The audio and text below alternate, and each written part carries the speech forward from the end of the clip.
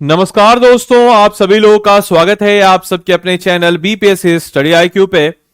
दोस्तों, मैं सीधा मुद्दे पे आता हूं। आज के इस वीडियो पे हम लोग बात करने वाले हैं 72nd बीपीएससी का क्या फिर से बदलेगा पैटर्न, या हम इसमें भी चर्चा करेंगे कि 72nd बीपीएससी में कितनी सीट हो सकती है और कितनी सीटों का अनुमान है और नोटिफिकेशन कब तक इसका आने वाला है।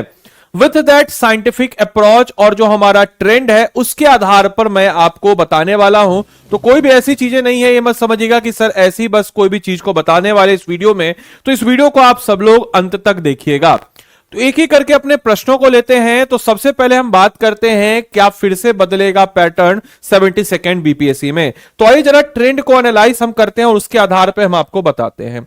तो पिछले हम 5 परीक्षा को लेते हैं ताकि आपको क्लियर हो जाए। तो जैसे मान के चलिए पिछला 5 परीक्षा क्या था सर, तो 72nd बीपीएससी का प्रीलिम्स था। 72nd बीपीएससी का प्रीलिम्स था। उससे पहले जाइए तो सर 70th बीपीएससी था। उससे पहले अगर हम लोग बढ़ते हैं सर, उससे पहले अगर हम लोग बढ़ते हैं सर तो 69th बीपीएससी था, राइट। उससे पहले अगर हम बढ़ते हैं सर तो 68th बीपीएससी था। और उससे पहले अगर हम बढ़ते हैं सर तो 67th बीपीएससी था। अब देखिए ध्यान से, और इसके ट्रेंड के आधार पर हम एनालाइज करेंगे कि सर 72nd बीपीएससी जो है वह हमारा कैसा होगा और क्या उसमें ट्रेंड बदलेगा या नहीं बदलेगा। तो एक एक करके चीजों को समझते हैं। 67 बीपीएससी अगर आपको याद होगा तो इसके बारे में अगर हम बात करें तो अभी तक के बीपीएससी के इतिहास का सबसे हाईएस्ट, अभी तक के बीपीएससी के इतिहास का सबसे हाईएस्ट कट ऑफ जो है इसी परीक्षा में हुआ था। इस परीक्षा में कोई भी निगेटिव मार्किंग नहीं होती थी। कोई भी आदमी जो है फैक्चुअल पॉइंट्स को याद करता था, घटना चक्र को पढ़ लेता था, लूसेंट या क्राउन जैसे वन लाइनर सब्जेक्ट को पढ़ता था और उसके बाद आराम से उसका प्रीलिम्स हो जाता था और अभी तक के इतिहास का सबसे हाईएस्ट कट ऑफ जो है यहां पे गया था। देन उसके बाद बीपीएससी ने इसको संज्ञान में लिया, काफी ज्यादा मतलब चीजों को देखते हुए। ऑब्वियस सी बात है कट ऑफ ज्यादा जाना और क्वेश्चन इस लेवल का होना is not good for any exam. उसके बाद बीपीएससी ने क्या किया, तो उसके बाद आप सबको पता है कि बीपीएससी ने क्या किया। तो 69 बीपीएससी में निगेटिव मार्किंग को for a first time introduce किया। और इस निगेटिव मार्किंग को इंट्रोड्यूस करने के साथ साथ बीपीएससी ने एनसीईआरटी बेस्ड क्वेश्चंस को पूछना शुरू किया। यानी कि जो क्वेश्चंस का लेवल है वो एनसीईआरटी बेस्ड क्वेश्चन रख दिया। और इस निगेटिव मार्किंग के इंट्रोडक्शन होने के कारण एनसीईआरटी बेस्ड क्वेश्चन होने के कारण कट ऑफ वापस से अपने उसी लेवल पे आ गया 90+1+2 या 90-91 कट ऑफ आ गया वापस से उसी पैटर्न पे। तो आपने देखा 67 से बीपीएससी ने 68 में पैटर्न बदला। अब अचानक से 68 के हिसाब से बच्चे तैयारी करने लगे और 69th में अगर हम बात करते हैं तो 69 में वापस से जो पहले एनसीईआरटी का पैटर्न था उसको बदलते हुए अब कॉन्सेप्चुअल पैटर्न की तरफ आ गए। यानी कि किसी भी टॉपिक को जब आपने पढ़ा है तो क्या आपका उसका कॉन्सेप्चुअल क्लियरिटी है या नहीं है, उसके आधार पर आपको आपकी तैयारी करा दी गई और वापस से कटअप जो है उसी लेवल पे रहा। और यहां पर हम देखते हैं कि काफी सारे बच्चों को स्ट्रगल करना पड़ा 69 बीपीएससी प्रीलिम्स के पेपर में। और यह अभी तक के अपने इतिहास का सबसे हार्ड पेपर जाने वाला पेपर जाना जाता है। फिर वापस से 70th बीपीएससी की तरफ बढ़ते हैं। यहां पे हमने देखा कि यहां से वापस से पैटर्न 68 से 69 में बदला और 69 बीपीएससी से हम जब 70th की तरफ आते हैं तो हम देखते हैं कि बच्चे तैयार होके गए थे एनसीईआरटी कॉन्सेप्चुअल और वापस से 70th बीपीएससी में फैक्चुअल क्वेश्चंस को पूछ दिया गया, जिस कारण से वापस से हम कह सकते हैं कि बीपीएससी ने अपना जो पहले ये इतना माहौल बनाया था वापस से 66 67 वाले दौर की तरफ बढ़ चला। बच्चे वापस से क्लियर थे दिमाग में कि अब कैसा आएगा क्या आएगा और 71st बीपीएससी ने वापस से 69th की याद दिला दी। इनफैक्ट उससे भी अपग्रेडेड क्वेश्चन खासकर करंट अफेयर, जनरल साइंस, और अगर हम बात करते हैं करंट अफेयर जनरल साइंस में तो कैसे क्वेश्चन थे आप सबने देखा होगा। तो वापस से बीपीएससी ने अपने पैटर्न को बदल दिया। तो अगर हम इस ट्रेंड को एनालाइज करें तो आप देखेंगे कि हर साल बीपीएससी अपने पैटर्न को बदल रहा है। तो सबसे पहले का प्रश्न का यह जवाब है कि क्या फिर से बदलेगा पैटर्न, तो बिल्कुल हां, फिर से बदलेगा पैटर्न, लिख के ले लीजिए। तो 72nd बीपीएससी में पैटर्न जो है फिर से बदलने वाला है।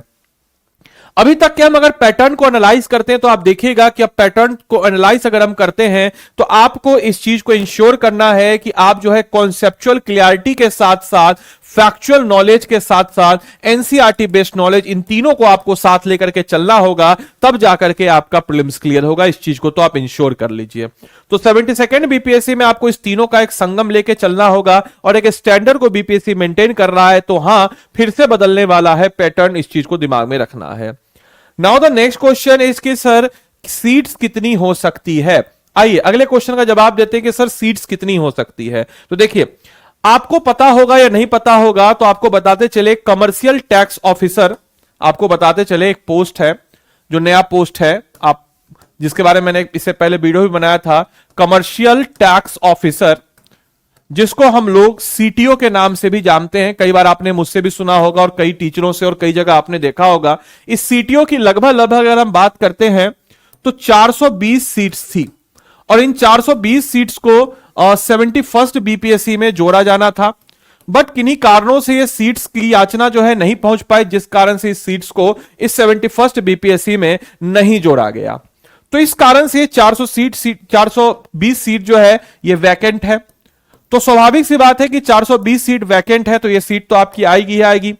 अपार्ट फ्रॉम दैट कि आपके जो एसडीएम, डीएसपी, इस प्रकार के जो हाई प्रोफाइल जो पोस्ट हैं, इनके आने की संभावना बहुत कम है, क्योंकि 70th और 71st में ज्यादातर सीट आ रखी हैं। लेकिन हां, कुछ ऑब्वियस सी बात है, 5-10 दे देगा, यहां पे भी 2-3-4 दे देगा, इससे ज्यादा इसमें आपको नहीं मिलने वाला है।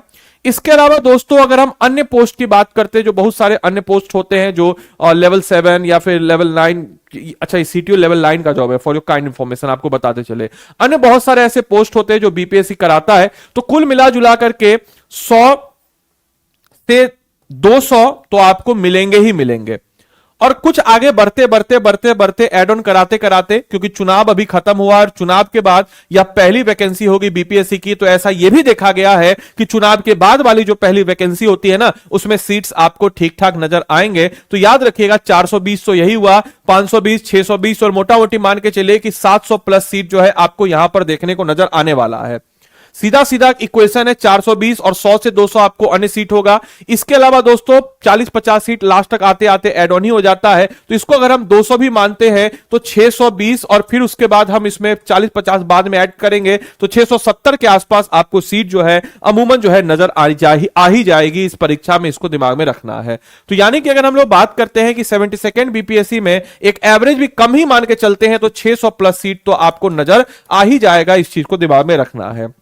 तो यस सर, दूसरे प्रश्न का उत्तर हमको मिल गया कि सर हमारा जो ये कितनी सीट्स आएंगी यह तो हमको पता चल गया। अब नोटिफिकेशन कब तक आएगा, जरा आइए इस पे भी चर्चा कर लेते हैं। तो अमूमन अगर बीपीएससी के ट्रेंड को अगर हम देखते हैं, तो आपने वापस से उस ट्रेंड को हम एनालाइज करेंगे, तो बीपीएससी एक बार में 3 चीज को कंडक्ट कराता है, 3 एग्जाम को एक साथ कंडक्ट कराता है। जैसे अभी देखिए कि 70th बीपीएससी का मेंस का रिजल्ट आना है, राइट।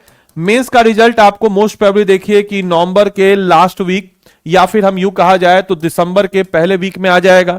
फिर उसके बाद हम देखते हैं कि 71st बीपीएससी का मेंस का परीक्षा काफी दूर है, यानी कि अप्रैल के महीने में है।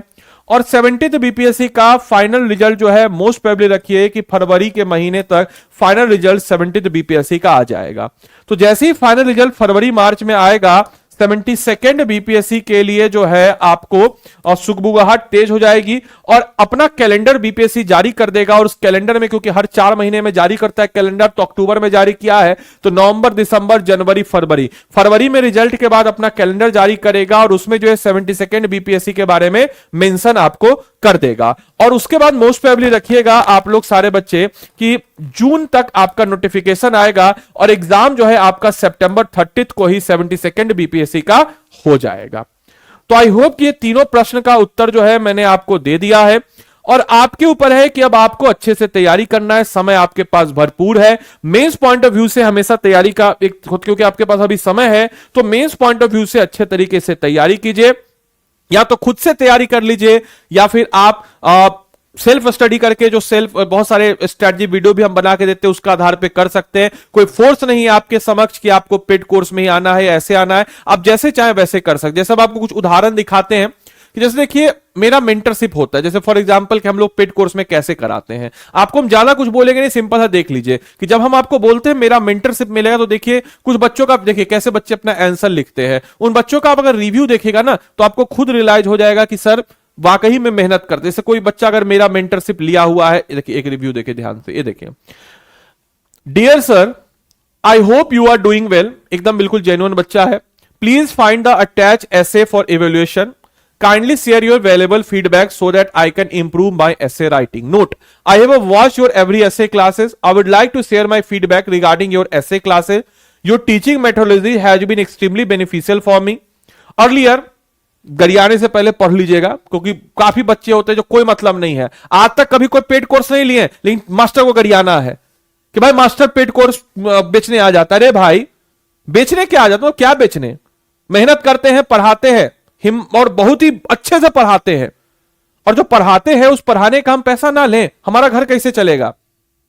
हमारा बच्चा, हमारा घर, हमारा परिवार कैसे चलेगा? उसको तो खाने के लिए चाहिए ना। तो कई लोग आते हैं गरियाने, तो गरियाने से पहले पढ़ लीजिए, देखिए कैसे पढ़ाते हैं। Your teaching methodology has been extremely beneficial for me. Earlier I was almost zero in essay writing and had developed a fear of attempting essay. However, through your clear explanation and a structured step-by-step approach, that phobia can now completely gone. The conceptual clarity you provide regarding the theme, dimension, argument, conclusion had made the entire process of essay writing much more understandable. अब इसका answer भी दिखाएंगे, जो answer लिख के भेजता है बच्चा। The way you connect the philosophy, idea, current, real life example exactly aligned with the exception of BPSC, with the expectation of BPSC. The learning environment you create in encouraging and motivating, which boosts the confidence to write independently. So I feel far more confidence in my ability to approach any essay in a logical, constructive, well-preserved manner. The improvement is clearly visible in my writing as well as in my approach. Thank you, your constant guidance and support, Ankit Anand. ये देखिए, इसके क्वेश्चनों को देखिए, जो भी answer लिखता है। अब देखिए, इस प्रकार का आपको मॉड्यूलर बेस्ड क्वेश्चन देंगे, आप लिखते हैं और इनका हम चेक करते हैं। सिर्फ यही नहीं, देखते जाइए ना, शिवम कुमार है, रक्षित राज है, कुमारी पूजा है, देखिए कल परसों रोज आंसर आ रहा है बच्चों का, देख रहे हैं। ये होता है मेंटरशिप, और इस प्रकार से कराते हैं तैयारी। आप लोग इतना नहीं कुछ आगे गरिया दिया मास्टर को, कोई इज्जत उज्जत नहीं करना है। अभी भी हमको पता है कई लोग लिखेंगे आ गया कोर्स बेचने, पागल उगल हो क्या आ गया है कोर्स बेचने? गजब आदमी, तो कोई बुद्धि उद्धि है कि नहीं? चुनाव नेता सब आप लोगों को लूट रहा है, कोई मतलब नहीं है। लेकिन अगर कोई टीचर आके, शिक्षक आके पढ़ा रहा है और पेड कोर्स में मेहनत करके पढ़ाता और मेहनत का पैसा लेता है, तो आपको बुरा लगता है। सोचिए जरूर इस चीजों में क्या आपकी मानसिकता हो रखी है। तो खैर, अब इतना हम नहीं कुछ बोलेंगे, हम बता देते हैं कि अगर आपको हमारे पेड कोर्स में जुड़ना हो, कोई दबाव नहीं, कोई ये नहीं, जुड़ सकते हैं आप लोग। और यूट्यूब पे इतना फ्री कंटेंट देते हैं, उसका क्या?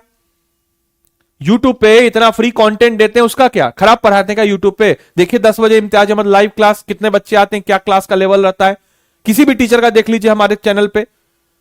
तो नहीं कि आ गया कोर्स बेचने, बताइए, बोलना पड़ता है हमको, चाहते नहीं बोले लेकिन बोलना पड़ता है। खैर, स्टडी IQ के ऐप या वेबसाइट पे आइएगा, स्टेट PCS पे आइएगा, बिहार पे आइएगा, बिहार पे आने के बाद यहां पे बिहार आरंभ बैच पे आइएगा, आरंभ बैच पे बाय नाउ पे जाइएगा। बाय नाउ पे जाने के बाद देखिए यहां पे जाना है, यहां पे इसको हटा देगा। आपको इस टाइप का मेरा पर्सनलाइज मेंटरशिप चाहिए, जैसे सब बच्चा लिया है, तो आदि लाइव कोड लगाइएगा, 7,999 में कोर्स आपको मिल जाएगा। इस कोर्स की खास बात आपको बताते चले, सुनिए ध्यान से, क्या क्या हम फीचरिंग देते हैं, सुन लीजिए आप लोग।